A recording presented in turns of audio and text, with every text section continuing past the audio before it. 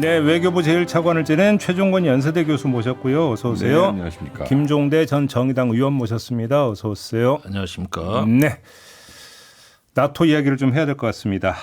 방위비 5% 나토 회원국들이 동의했다 뭐 이런 보도가 있던데 맞습니까?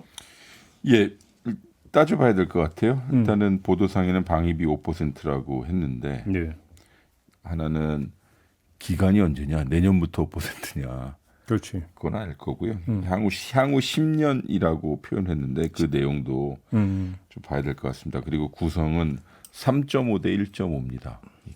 그럼 뭐예요? 그러니까 실질적으로 국방의 증강에 들어가는 직접적 국방 예산은 10년 안에 3.5%까지 올린다. 그럼 1.5는?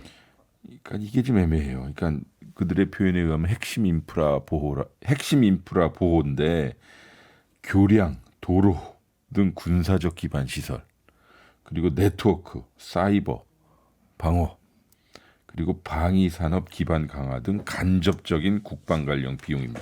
SOC네. 근데 그래서 직접적인 그래서 1.5%는 직접 군사비가 아니라 안보와 방위를 뒷받침하는 인프라와 산업, 사이버 분야에 투자하는 예산이라 지금 갸우뚱하죠. 그건 그러니까 원래 그럼- 국가가 하는 거 아닌가? 그러니까 고속도로 닦으면 나중에 뭐 탱크도 다닐 수 있잖아. 예. 그러니까 그런 거 이것 포함되는 거겠네 그러면. 다 포함됩니다. 그렇네. 예, 심지어는 의료 비용도 포함될 수 있습니다. 의료 비용? 예, 이게 이제 현지에선 창의적 회계 기법이라고 벌써부터 얘기가 분식 나오는데 회계 예. 아닌가 봐.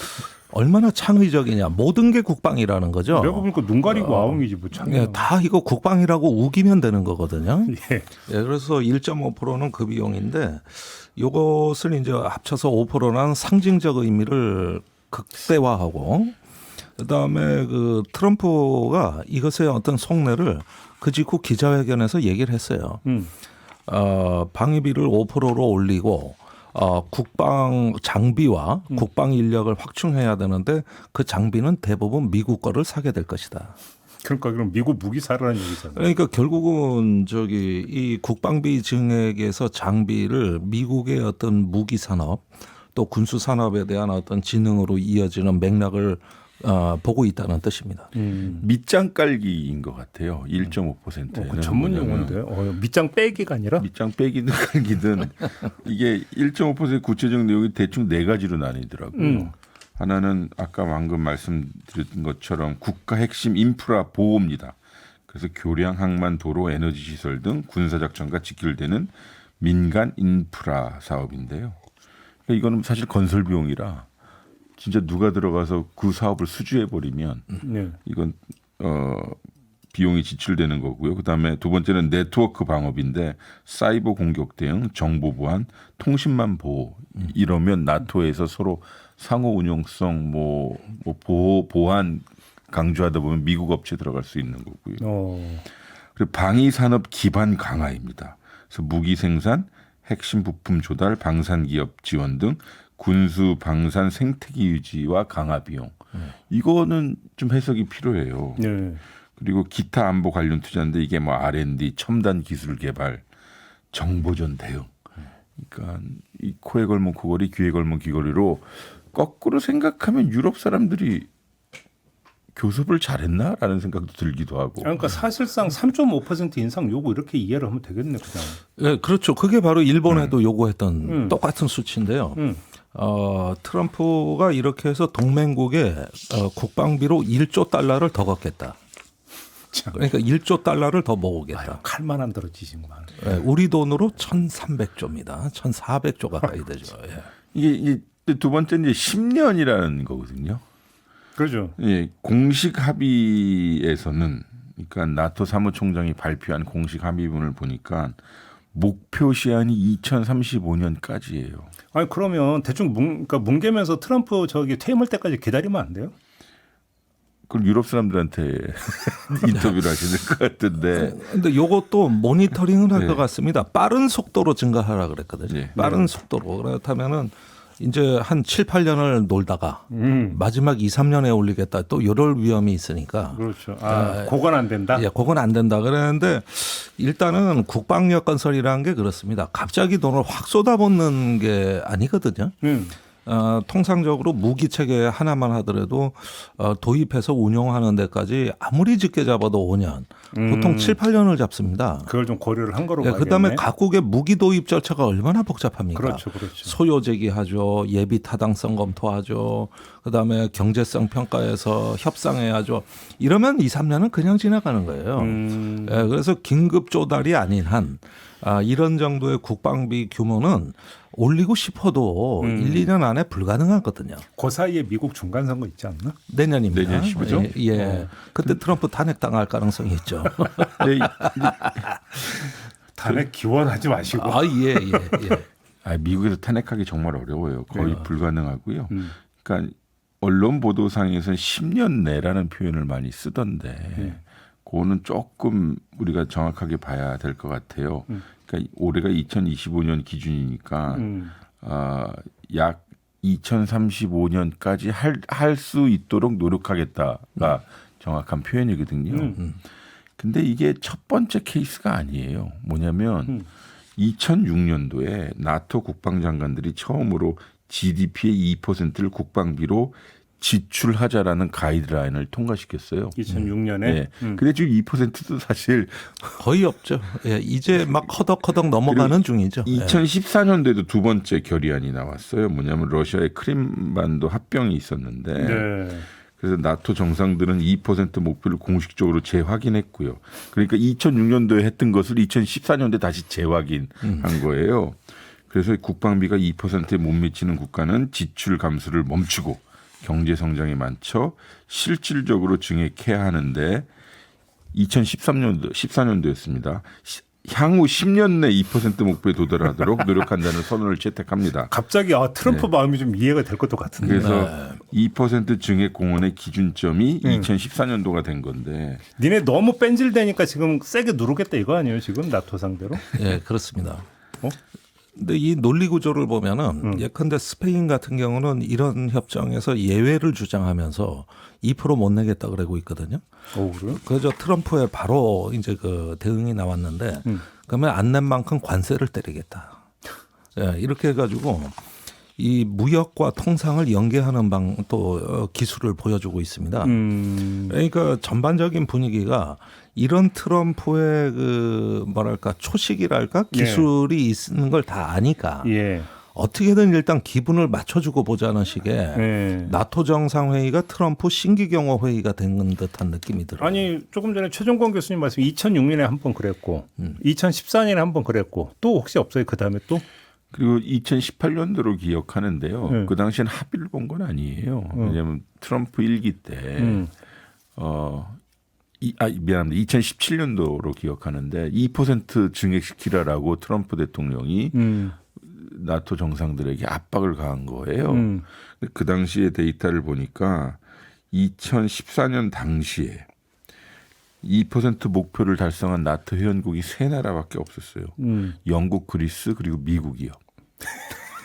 그러니 이건 우리 미국은 빼야지. 여기서. 그러니까 이거 미국의 입장에서는 그러니까 트럼프 대통령의 발언이 일견 맞아요. 왜냐하면 나토 회원국들이 미국에 소위 무임승차하고 있는 것 아니냐.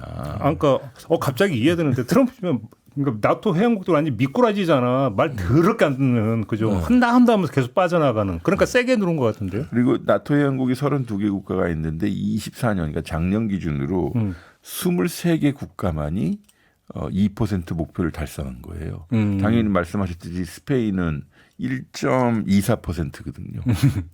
그러니까 제일 말 안 듣는. 네. 그러니 이번에 스페인이 크게 반발하고 그다음에 벨기에, 벨기에 이런 국가들은 좀 우리는 그 정도 여력이 안 되는데라고 진실되게 이야기함에도 불구하고 관세로 망치처럼 때린다고 하니까요. 그럼 이번에 공동 성명에 나왔던 거 아니었어요? 그렇지만 공동 성명은 법적 구속력이 없고 없어요? 모든 나토 회원국이라는 표현보다는 나토 회원국들은 모든이 빠졌어? 네. 그래서 이것도 달라요. 회원국별 차이가 있는데 네. 동유럽하고 북유럽 등 그 러시아하고 인접한 국가들은 2% 하겠다. 이미 달성했고요. 폴란드 이미 넘어갔죠. 폴란드는 이미 4% 되고요. 예. 급하죠. 근데 스페인, 이태리, 뭐 캐나다, 포르투갈 이런 나라들은 좀 지리적으로 떨어져 있잖아요. 남부에 있으니까 야 2%도 벅차 이렇게 된 상황이에요. 그렇죠. 그러니까 어쨌든 트럼프의 정치적 압박이 있음에도 불구하고 포괄적으로 나토가 5%를 합의한 것처럼 보이나 이게 기간이 10년 그리고 뭐죠? 저기 모두는 빠졌고. 그래서 지금 좀 지켜봐야 될 것 같아요. 예, 그런데 이제 사실 분위기를 바꾼 거는 트럼프의 압박도 있지만 우크라이나 전쟁입니다. 그렇죠. 예, 사실 그 6월에 러시아의 대공세가 진짜 전쟁 개전 이래 처음 보는 수준으로 엄청나거든요. 그래서 지난달에만 양측에 7천 명의 군인이 사상이 되고 또 이제 병원, 인프라, 학교, 주거 지역까지 파괴됐거든요. 예. 이게 4, 5일 간격으로 한 달 내내 지속이 됐습니다. 그런데 이거는 트럼프가 뭐 한때 24시간 안에 전쟁 끝내겠다고 공언을 했던 그 전쟁이 개전 이래 듣지도 보지도 못한 역대급 공습 내지는 폭격으로 이어진 상황이거든요. 그러다 보니까 유럽 안보 전체가 지금 굉장히 불안한 와중에 트럼프의 압박이 가해졌다는 게 어느 정도 먹혀드는 지점을 형성했다는 것이거든요. 지금 러시아의 어떤 공세가 어떤 중동 정세 불안을 타고 또 중국과의 긴밀하게 협력하면서 어떤 세계의 군사화를 촉진하는 네. 이게 단순히 유럽뿐만 아니라 중동, 인도 태평양에 이르기까지 다시 어떤 재무장의 길로 가는 어떤 기폭제 역할을 했던 거는 맞는 것 같습니다. 게다가 중동 정세도 지금 너무 불안하고 이러다 보니까 일단 트럼프를 명분으로 하더라도 유럽 자체적으로도 어느 정도 군비를 확충해야 되는 여건은 좀 마련이 된 것 같아요. 그런데 문제는 뭐냐면은 유럽이 냉전이 종식되고 군축을 오랫동안 해오는 바람에 지금 방위 산업의 기반이 거의 뭐 재래식 무기의 경우에는 와해돼 있는 상황입니다. 그렇다면서. 그래서 한국 방위 산업 주가가 뛰는 거거든요. 네. 그래서 이걸 다시 조성을 하고 그 다음에 어떤 그 강대국 간의 이런 어떤 첨단 무기 기술 이런 부분에 대해 가지고 방위 협력을 또 도모해야 되고 그래서 갈 길이 굉장히 멉니다. 근데 궁금한 게 그러면 그러니까 방위비 5% 그냥 직접 방위비 3.5%만 갖고 얘기를 해도 그러면 나라별로 3.5%까지 방위비를 늘리니까 A라고 하는 나라는 미사일 주로 사고 B라는 나라는 포탄 주로 사고 이런 식으로 하라는 구체적인 뭔가 내용이 있는 겁니까? 아니면 그냥 총액만 제시한 겁니까? 뭡니까? 미국은? 아니 그런데 이런 건 있죠. 이게 이제 바이든 정부 때, 윤석열 정부 때 그 윤석열 정부 첫 해에 나토 정상회의를 참여하지 않습니까? 이때가 바이든 정부인데 이때 나토 전략 개념이라는 게 발표됐거든요. 대체로 보면은 일단 러시아를 주요하고 긴급한 위협으로 상정을 하고 유럽의 어떤 방위군 그러니까 동유럽에 미군을 전진 배치하고 미사일 방어 시스템 같은 것들을 구축을 하는데요. 이런 어떤 미사일 방어 시스템은 한 국가가 할 수 있는 게 아니에요. 지금 독일의 본부를 갖고 나토 국가가 전부 돈을 내고 참여해야 되는 어떤 거대한 프로젝트거든요. 그다음에 재래식 무기도 그렇습니다. 유럽은 분업 체제가 잘 돼 있습니다. 그래서 항공기를 생산해도 엔진은 영국에서 하고 날개는 스페인에서 하고 조립은 뭐 독일에서 하고 뭐 이러면서 그 유럽의 방위 산업체들이 지분 구조가 굉장히 그 여러 나라로 분산되어 있습니다. 네. 그러니까 주요 무기 생산 내지는 어떤 그 배치에 대해서는 나토 차원에서 어떤 그 계획이 있고 국가별 분업 체계를. 국가별로 이렇게 어떤 그 방위 산업 협력이 들어가야 되는 거죠. 이렇게 해서 유로파이터가 전에도 나왔던 거고요. 예, 이런 그러면 어떤 이제 그 그거 협력 체제들. 구체적인 계획은 이제 나토에서 짤 거다 이런 얘기. 예, 그다음에 이제 나머지 재래식 병력 또 나토의 통제를 받지 않는 자기 군대를 갖고 있어야 되고. 그렇지. 예. 여기에서 일단은 어떤 군사력 유지, 운용, 그다음에 재래식 무기 이런 부분에 대해서도 나토 표준도 적용하고 그래서 상호 운용성도 높이되 자기 또 자체적으로 통제할 수 있는 무력을 갖추는 이런 어떤 상황이죠. 근데 너무 속물적인가? 울며 겨자 먹기로 나토가 만약에 방위비를 조금이라도 늘려야 된다면 우리의 방산 수출이 늘어나는 효과는 없습니까? 있죠.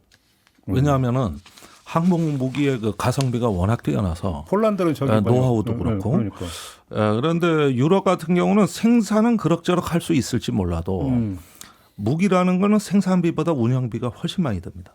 그러니까 안정적인 수리 부속 운영비가 많이 든다는 건 간단해요. 면도기는 싼데 면도 날이 비싸고 면도는 그렇지. 프린터는 싼데 잉크가 프린터 비싸고. 토너가 비싸고 네. 그러니까 그래서 이 공급자 위주의 시장이 형성이 되는 거예요. 그쪽에서 한 번만 사주기만 하면. 그렇지. 근데 쉽게 그 설명을 하면 완전성을 갖춰 있는 게 한국밖에 없는 거예요. 오. 아. 그럼 우리 이러면 안 되는데 우리로는 좋은 거 아니에요? 아니 경제적으로는 좋지만 그렇다고 해서 이걸 대외적으로 이렇게 또 공식적으로 얘기하기가 지금 그렇죠. 이거는 그냥 그러려니 하면서 그냥 조용히 예. 짐짓 모른 채. 네. 근데 이게 우리나라라고 또 예외로 빗겨갈 수 있는 건 아니잖아요. 여기도 이제 청구서 날라오죠. 그러니까. 그래서 우리가 그래서 오늘 이 이야기의 소위 핵심은 보도상에 나오는 것이 야 나토가 5% 합의했다. 그러니까 우리도 늘려줘야 되나 보다. 그러니까. 라는 인상이 지금 들어오기 시작하기 하는데 좀 따져보자는 거죠. 미분을 해서. 그리고 또 하나는 뭐 10년이라는 기간 3.5 대 1.5라는 소위 미분 그리고 마지막은 뭐냐면 이게 나토 모든 회원국들이 합의한 것이라기보다는 그러니까 스페인형으로 완전히 대놓고 반대하는 모델이 있고 그 얘기 조금만 더 합시다. 예. 그러면 스페인은 이제 관세로 두들겨 맞는다고 봐야 돼? 기정사실이라고 봐야 돼요? 정말 그럴지 봐야겠죠. 근데 저는 왜냐하면 스페인처럼 대놓고 반대하는 모델이 있고 아니면 벨기에나 그러니까 미국 그러니까 유럽 중부 유럽의 소국들은 우리 여력이 안 된다라고 예외를 요구하는 국가들도 있어요.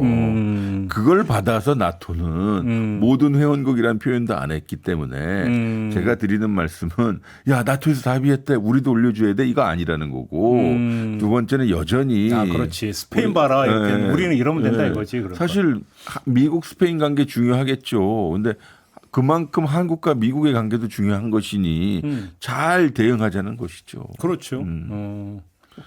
스페인 얘기라 막 이렇게 박수 쳐야 되겠네. 예.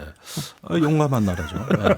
사실 또 어느 정도 재정적인 어려움을 많이 겪은 나라이기 때문에. 그렇지. 지금 내 코가 석자고 뭐 관세 뭐 방위비 얘기하는데 그냥 배째라고 나온 거예요. 아니 지금까지 스페인이 얼마나 많은 고통을 겪었습니까? 그렇죠. 예, 그렇게 보면은 남부 유럽 쪽의 국가들은 이건 뭐 뱁새가 황새 따라가는 격이고 도저히 충족할 길이 없고 사실은 또 지난 코로나를 겪으면서 뭐 프랑스, 독일 같은 나라들도 재정적으로 지금 엄청난 어려움을 겪고 인플레가 뭐 거의 8% 9%까지 올라갔던 나라들입니다. 이런 나라들을 갑자기 뭐 국방비를 갖다가 거의 3.5%까지 올리라고? 이게 도대체가 이런 어떤 그 깡패도 이런 깡패가 없죠. 그러니까 정리를 하자면 뭐 스페인, 이태리, 포르투갈 그리고 심지어 캐나다. 이거 힘들다라고 주장하는 거. 그 원인은 이들 나라들이 대부분이 사회보장 비용이 부담이 센 나라들이에요. 그 연동을 이렇게 되나? 그러니까 이를테면 영어로 하면 소셜 시큐리티 비용이 센데 지금 내셔널 시큐리티에 대해서 제3자인 미국이 너희들 돈 써라고 하니 안 그래도 긴축 재정의 압박이 많은데 사회보장 비용에서 빼와야 되는 상황이니 그럼 이제 정권 입장에서는 힘들어지는 거예요. 아니면 증세를 해야죠. 네. 일본 같이. 그러니까 그러면 증세라도 그렇고 사회보장 줄이면 국민들이 가만히 있겠어. 네, 당장 그런 문제가 있어요. 연결이 되네. 북유럽 국가들은 어쩔 수 없이 하는 이유가 우리 김 의원이 말씀하셨다시피 러시아와의 관계 가까이 있기 때문에 확산된 약간 위기의식이 있어요. 근데 저는 여전히 이거는 우리가 미분해서 잘 봐야 되겠다. 나토가 합의했으니 우리도 합의해 줘야 되나라는 건 어렵다는 거죠. 그래. 우리나라는 지금 몇 %예요? 2.5%입니다. 2.5%? 그러니까 5%로 올리라면 2배를 올리라는 건데 그렇게 하면 내년도 국방 예산을 70조라고 보고 2배로 올리면 140조가 되겠습니다. 지금 추경 30조 갖고도 이렇게 난리인데. 그러니까. 1년에 70조씩 국방 예산을 더 올려라. 이러면 거의 자빠지겠죠. 그래서 저는 만약에 그런 식으로 간다면요. 소위 우리 한미동맹을 신처럼 믿는 분들 혹은 보수 진영에서 어떻게 반응이 나올지 참 궁금해요. 그럼 우리는 어떻게 대처해야 된다고 생각하십니까? 아니 그러니까 우선 일본 사례를 자세히 볼 필요가 있는데 네. 일본에다가도 일단 3.5%로 올리라는 요구를 미국이 해왔습니다. 그런데 2%까지 허덕허덕 올라갔거든요. 근데 2%까지 올리는 방식이 아직 다 달성된 것도 아니에요. 아직도 그렇게. 그런데 증세입니다. 그런데 증세인데 이거를 방위비를 지금 100조 수준으로 올리겠다는 거거든요. 2%면은. 그러면 100조 원을 하려면 증세를 안 할 수가 없는데 이게 시민들 반발할 게 뻔하잖아요. 그렇죠. 그래서 표시 안 나는 증세를 여러 개 했어요. 예를 들면 고속도로 톨게이트에 들어갈 때는 맞아, 똑같아. 맞아. 그런데 거리에 따라 할증료가 쭉쭉 올라가. 뭐 담배값 인상 혹시 이런 거 없었어요? 뭐 그런 것도 있겠죠. 일본은 저기 고속도로 톨게이트비가 어마어마하게 비쌉니다. 그 그러네. 이후로 네. 정말 많이 올랐어요. 근데 이게 바로 그 부족한 재원 조달 방식이었거든요. 벌금 저기 교통 그 딱지 떼고 뭐 이런 거 딱지 많아요. 떼고 그렇지.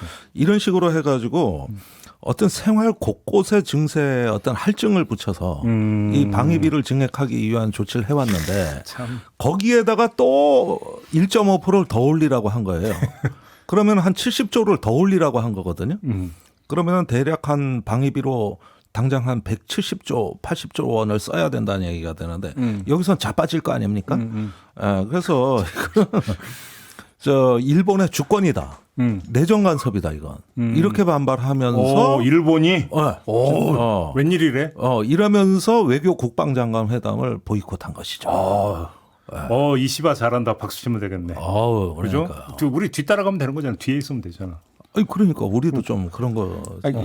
이런 것이야말로 진정한 한일 협력이 되어야 되지 않겠어요? 잘 되고 있어요. 그렇지. 네?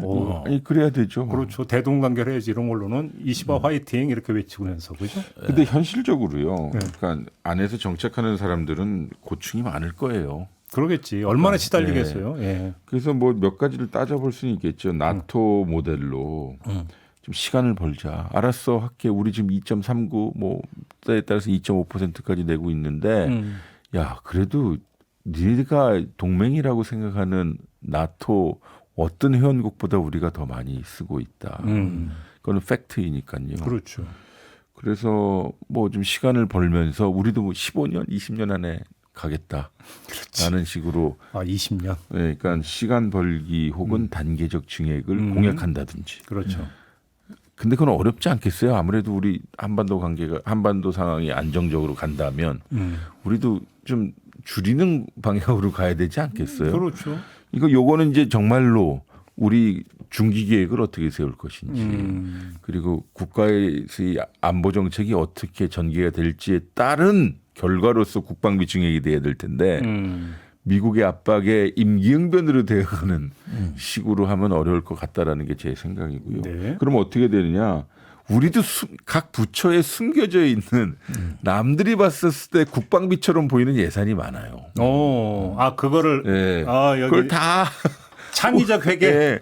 이를테면 이번 정부가 AI에 힘을 많이 쏟고 있다. 그렇죠. 그거 중요한 안보죠. 식량 그거는 이것도 다시 놓고요. 식량 안보 말씀하셨는데 식량 안보 우리 1년에 정부미 비축하는데 창고 비용이 어마어마하게 들어요. 조다 이로 들어가니까 이것도 식량 안보. 그러니까 창의적 회계 방식을 활용하여 윤석열 정부 때 민방위복도 교체했을 거예요. 그 교체 비용도 방위비에 그렇죠. 놓고 그것도 넣어야죠. 다 그런 방식이 있을 것이고 마지막으로는 뭐 협상력 한번 붙어보는 거죠. 그렇지. 뭐 무섭게 얘기를 해요. 아니 이거는 왜냐하면요.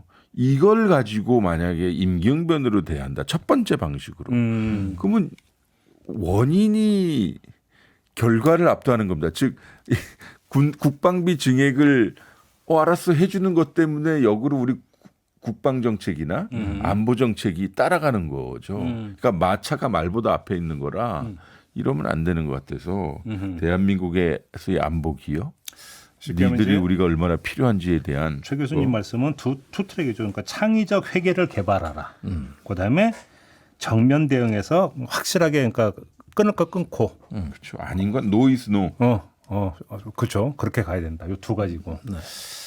근데 오늘 아침에 그 보도 나온 거 봤어요. 이재명 대통령이 7월 마지막 주쯤에 한미 정상회담 갖는 걸 조율하고 있다. 이런 보도가 나왔는데 이게 그러니까 유상락 안보실장이 나토 정상회의 가서 미국 사람 만나서 일단 마크 루비오 국무장관한테 한 얘기입니다. 그런 거죠. 그러니까. 그럼 그 7월 마지막 주쯤에 이제 한미 정상회담이 열리는 쪽으로 가닥이 잡혔다고 이해를 해도 되는 걸까요? 어떻게 봐야 될까요? 그런데요. 일단 또 아침에 나온 뉴스 중에 하나가 트럼프가 진짜 7월 8일 이후로 관세 협상 유예 없다. 그때까지는 모든 관세 협상 다 끝내고 단 한 건의 예외도 없다. 이렇게 상당히 세게 나왔거든요. 그런데 우리는 사정이 있었지 않습니까? 그동안에 뭐 대통령 탄핵에다가 새로운 정부 출범에다가 거기에다가 그 지금 출국 금지된 피의자들이 미국 가서 통상 협상한 거 아닙니까? 그렇죠. 그거 유효라고 볼 수 있겠습니까, 솔직히? 없죠. 네.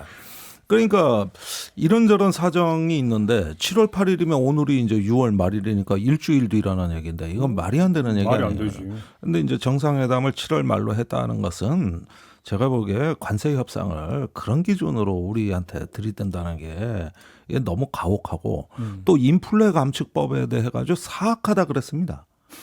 이건 아주 미국의 그 국익을 대표적으로 좀먹는 법이라 그러면서 이왕 진행되고 있는 건이 몇 건 있기 때문에 그거는 이해하겠다. 그러나 더 이상은 안 된다. 이렇게 얘기했거든요. 그런데 지금까지 미국에 한 140조 우리 투자 약속한 거 그거 어떻게 되는 거냐. 이게. 그렇죠.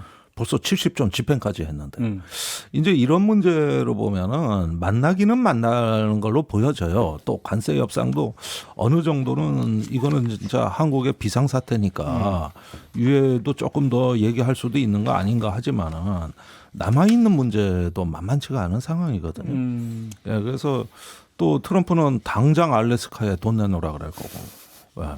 이런 부분들까지 하면은 지금 요것도 정부에서 좀 비상대책 기구가 있어야 되지 않을까 하는 생각이 들어요. 근데 최 교수님 보시기에 7월 말 타이밍은 적절하다고 보세요? 어떻게 보세요?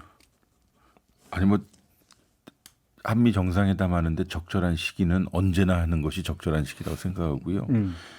만약에 7월 4일에 한다는 보도가 사실이라면 그 전제를 가지고 어떤 평을 가능하냐면 이때 정말 이재명 정부의 실용 국익 외교가 시험 첫 번째 시험의 결과가 나올 것이다. 7월 4일이 아니라 7월 8일 넷째 7월 넷째 주 정상회담 넷째 주에 정상회담이 이루어지고 그 결과에 따라서 국민들은 정말 실용의 의미가 무엇인지 알게 그렇죠. 될 것이다. 그렇지. 그러니까 만약에 그 결과가 알았어 미국 너희들이 해주는 대로 다 그리고 한미동맹 좋아라는 식으로 한다면 그것은 실용이라기보다는 그건 아닌 것이죠. 그러니까 네. 제 말씀 뭐냐면 저는 한미 정상회담은 언제나 해야 하고 할 수 있다는데 제대로 해야 된다는 거죠. 그렇죠. 제대로 해야 되는 거고 설사 7월 말이라 한다 하더라도 이 정부 출범한 지 2달밖에 안 된 거예요. 비교적 빨리 하는 거고요. 저는 어떤 시기가 정답은 아니고 7월 8일 날 그들의 관세 유예 조치가 어떻게 될지 그리고 방위비와 우리 국방비에 관련된 압박이 어떻게 될지 그 모든 것을 해결해야 그 두 분이 아주 분위기 좋게 만날 수 있을 것일 텐데 마치 젤렌스키나 남아공 대통령 스타일처럼 네. 그 오발 오피스에 우리나라 대통령 앉혀놓고 막 뭐라 그러면 어떡해요. 그러니까. 저는 제대로 하자는 거예요. 아니, 그런데 나는 조금 신기한 게 이번에 유럽 국가들은 트럼프한테 납작 엎드렸거든요. 근데 아시아 국가 중엔 그런 국가가 없어요. 20억. 뭐 아까 20억. 맨 처음에 가서 엎드렸죠. 엎드렸는데 돌아섰단 말이에요. 그렇지. 그러니까 무슨 얘기냐면은 좀 트럼프 입장에서도 유럽은 좀 말랑말랑해졌는데 여전히 아시아 태평양은 조금 버티네. 약간 이런 느낌도 가질 수 있는 거 아닙니까? 그리고 사실은 유럽은 러시아에 대한 공포가 트럼프에 대한 납작 엎드리는 배경이었다면은 아시아 국가들은 중국에 대해서는 그런 공포라기보다는 아직은 기회로 여기고 있지 않습니까? 이익이 분명히 존재하잖아요. 그렇죠, 그렇죠. 그러니까 여기는 유럽하고 다르다는 거예요. 예. 예. 그런 점에서 똑같이 유럽의 기준을 아시아에 적용하겠다. 이런 어떤 그 발상은 좀 이쪽 지역의 중견 국가들이 좀 목소리를 내서 여긴 다르다는 거. 예. 그리고 그렇게 뭐랄까 내정 간섭하듯이 이렇게 하는 부분에 대해서는 어떤 그 좀 역풍이 있을 수도 있는 거 아닌가요? 근데 우리가 트럼프의 상투를 잡을 뭐 거리는 없나? 트럼프 입장에서 있죠. 한국한테 아쉬운 거 뭐 이런 거 없나요? 예컨대 조선업 같은 거. 그러니까. 예. 이런 건 협상 카드가 충분히 될 수 있죠. 그런 거 갖고 좀 세게 나가면 좀 되는 거 아닌가? 예. 어떻게 생각하십니까, 최 교수님? 예, 그러니까 맞는 겁니다. 조선업하고 알래스카 개발권 두 개가 우리에게는 레버리지 있는 것이고요. 그렇지. 단 그러면 우리가 스스로 엮어야 돼요. 야, 우리가 조선업 도와줄 테니 어떻게 도와주는지 내용은 모르겠어요. 방위분담금 깎고 관세 깎고. 아, 그러니까 딜거리 딜. 딜을 해야 되는 건데. 그렇지. 전 미국이 정말 그럴까라는 생각이 있어요. 조선업은 조선업대로 챙기고, 알래스카는 알래스카대로 챙기고, 예. 관세는 관세대로 챙기지 않을까. 결과가. 저는 그래서 그런 거예요. 가장 무겁고 무서운 것은 때론 좀 이런 표현해도 될지 모르겠지만 침묵하고 쌩까는 건데. 어째 오늘따라 비외교적인 언사를 많이 쓰시네. 침묵이란 표현을 썼잖아요. 근데 침묵하고 쌩까는 건데 시간이 별로 없으니 그래서 전 저들이 설정해 놓은 데드라인에 맞춰서 협상하는 것 자체에 우리 스스로 우리가 이미 레버리지는 깎여서 들어가는 것이기 때문에 김 의원님이 늘 주장하시다시피 우린 좀 다르다라는 이 내용이 있어야 될 텐데 지금 여한구 통상교섭본부장께서 미국에 가 계신 거고 네. 이럴 때는 시장을 움직여야 되는데 그러니까 우리도 시장에 중요한 플레이어들이 많잖아요. 그렇죠. 기업들도 그렇죠. 있고 저쪽에도 그렇죠. 카운터파트들이 그렇죠. 있어서 여론 조성이 좀 되었으면 좋겠는데 트럼프 대통령의 뭐 그 사람은 절대 슈퍼맨 아니고요. 절대 슈퍼맨 아니고 단 그 사람 자체가 큰 제한 요소가 되어서 솔직히 좀 뾰족한 수는 없는 겁니다. 그리고 사실 이재명 대통령이 취임하자마자 그 가장 먼저 만난 사람들 중에 이제 그 세계 총수들 있잖아요. 이제 거기서 이제 또 기업들 입장에서 이렇게 했으면 좋겠다 이런 게 좀 취합이 되지 않았겠습니까? 네, 뭐 당연히 이런 얘기들이 많이 나왔죠. 예, 그 부분 제가 딴 데서 발표한 내용이 있는데 근본적으로 우리 기업의 주문은 이거예요. 다른 나라에 비해서 더 나쁜 조건이 아니었으면 좋겠다. 무슨 뜻이냐면 지금 트럼프 대통령이 전 세계 90개 국가에다 관세를 뻥 쌌잖아요. 우리가 25%권이에요. 다들 20% 맞으면 우리는 할 만하다는 거예요. 어차피 이제 다 똑같아지니까. 똑같은 경쟁. 근데 우리가 20% 맞고 일본 10% 맞으면 우리가 불리하니 그렇지. 관세가 제로가 될 수는 없다. 그러면 역시 우리는 맨 뒤로 가는 게 제일 낫다니까. 그러면 그럴수록 더더군다나 그렇지 않습니까? 뭐 그렇지만 우리 마음대로 되는 게 아니잖아요. 미국 입장에서는 한국 앞에 세워놓고 야 한국 이거 받았어. 딴 나라는 어떻게 할까 이렇게 하고 싶었겠죠. 그러니까. 봐야겠죠. 그래서 아까 7월 말이라고 하는 게 적절한 타이밍인가. 그래서 이것도 한번 좀 여쭤봤는데. 더울 시기예요. 에어컨 틀어놓고 할까요? 네. 알겠습니다. 오늘 이야기는 좀 이렇게 마무리하죠. 두 분 말씀 잘 들었고요. 저도 물러가겠습니다. 고맙습니다. 네, 감사합니다.